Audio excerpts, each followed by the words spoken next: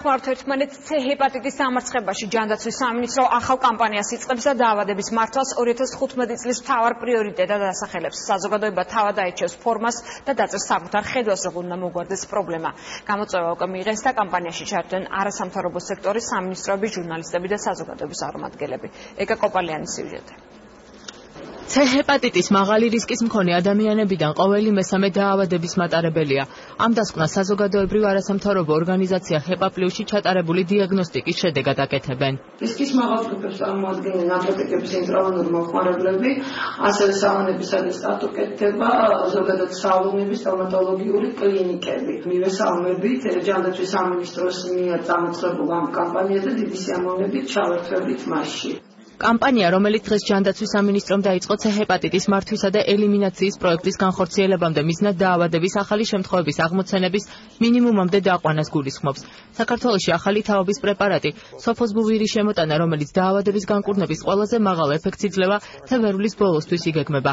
მანამდე კი ჯანდაცვის მინისტრი მთავრობის სამოქალაქო სექტორისა და მედიის წარმომადგენლებს პრევენციის კამპანიაში ჩართვას თხოვს. არ იქნება პრევენცია, არ იქნება თვითონ საერთოდ პროექტი. ეს არის ცალსახამრო თხოვნა ჩვენი პარტნიორების, იმიტომ რომ სხვა ქვეყნებში პრევენციის კომპონენტის გაუთვალისწინებლობამ საერთოდ წარუმატებელი გახადა პროექტი.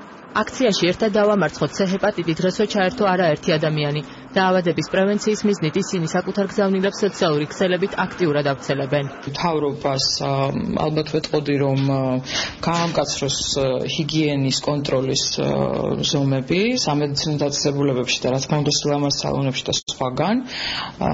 ჩვენ საზოგადოებას ალბათ იმას ვეტყოდი, როგორც ჩემ თავს, რომ რაც შეიძლება ხშირად გავაკეთოთ კონტროლი, დიაგნოსტიკა. ყველას მოვუწოდებთ, რომ აირჩიონ პრევენცია და დაზოგონ მკურნალობა სხვებისთვის. საქართველოს მალე ექნება ახალი თაობის მედიკამენტი, რომელიც არის ბევრად უფრო ეფექტიანი და ყოვლისშემძლე.